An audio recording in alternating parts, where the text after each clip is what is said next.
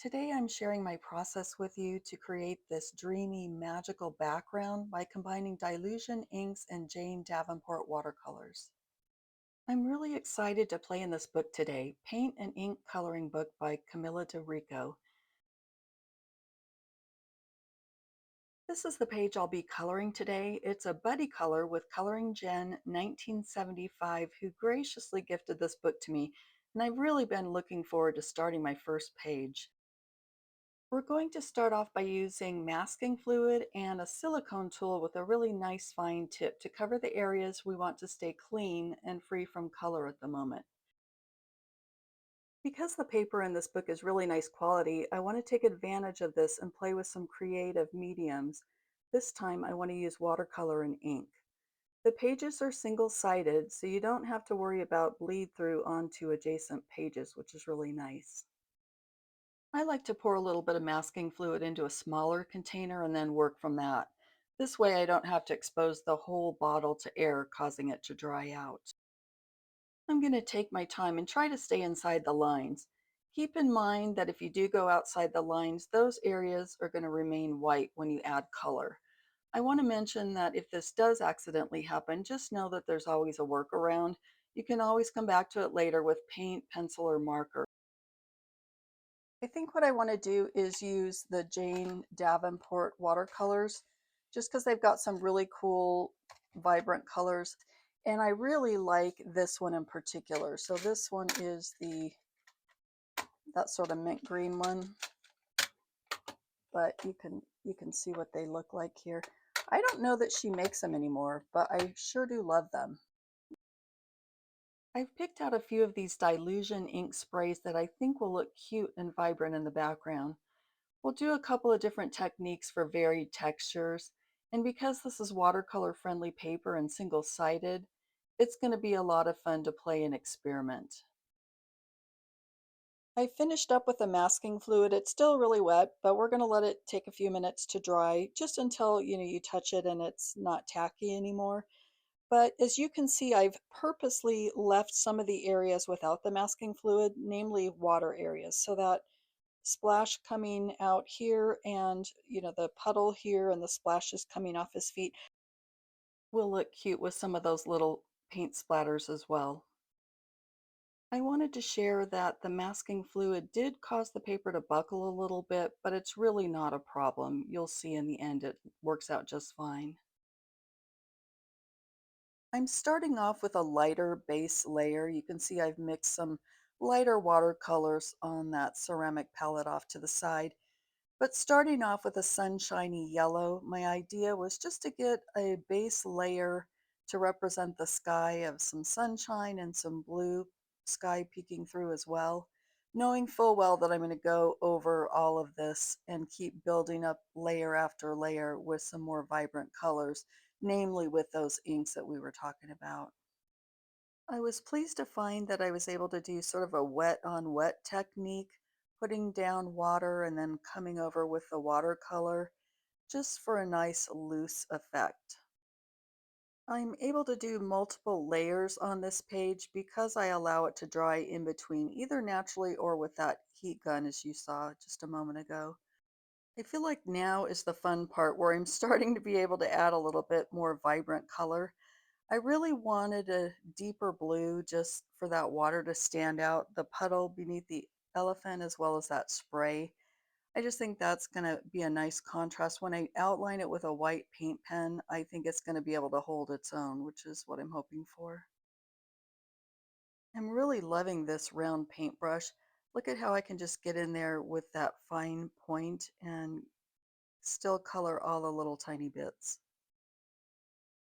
On this next layer, I'm just adding a little bit more blue, and my idea is just to leave a little bit of an aura around the little girl, a little bit of glow.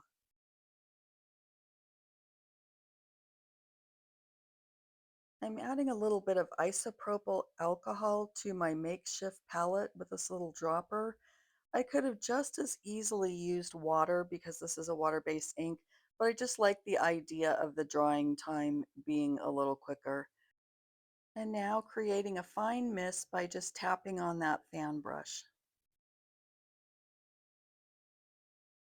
You might be wondering why I don't just use this as a mist since it's already in a mist bottle, and there's a good reason for that, at least in my opinion.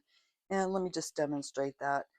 They're really potent, strong, vibrant inks, and they also have a really strong pressure when you spray them. See what I mean? So they can easily overwhelm your page, and I don't want that to happen. That's the reason why you see me doing the technique like this, where I'm dabbing ink here and there on the page and then using my alcohol dropper to go over it. A way around that would be to use a water spray bottle, add a little bit of your ink, add a little bit of water, and it'll dilute the spray, and you might get a better mist that way that's not so overwhelming. If you like this look, that's fine. It's just a little bit much for me. The other thing you can do is there's some really nice Tim Holtz distress spray bottles that you can buy, and they have a much better mist, a more artistic mist, I should say, that's not so powerful like this. It looks just more like droplets, and I like the look of that better. Anyway, I just thought I would share that with you so that you don't ruin a coloring page needlessly. There's other ways to work around.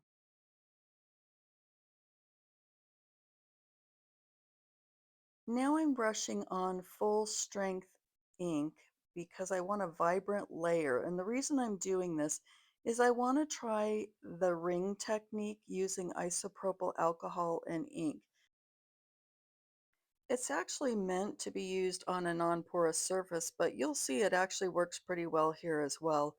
When I put these little droplets of alcohol onto the ink, it causes a little bit of a ring to occur, and it's just a fun texture. I just wanted something different to represent the grass. Now we're going to try a skating technique. Now, once again, this is something that you would do on a non-porous surface, but it actually seems to work pretty well here as well. I'm starting off by dropping little bits of alcohol around the page, and then I'm coming in with my ink on top of that, allowing the ink to skate across the surface. And if it moves a little bit too much for your liking, you just come in with a paper towel and just dab some of that right back off. At this point, I'm just having a lot of fun. I'm going back and forth with different colors of ink here and there, just until it has the look that I'm hoping for. This last technique, I'm just adding little droplets of ink, and then I'm coming right over the top of that with my little droplets of alcohol. Watch how those grow and move. It's just a really fun look. Finally, I'm done. After the page completely dries, I'm coming in with my eraser, and I'm just pulling off that masking fluid dried residue. And there's something just crazy satisfying about pulling that off the page. I know it's kind of weird, but I think it's sort of fun.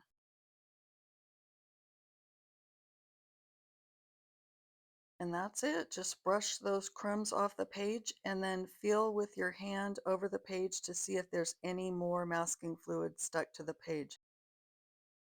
I hope you've enjoyed learning how to create this whimsical background, and I think it's fitting that this is the paint and ink coloring book and we use paint and ink to create this page.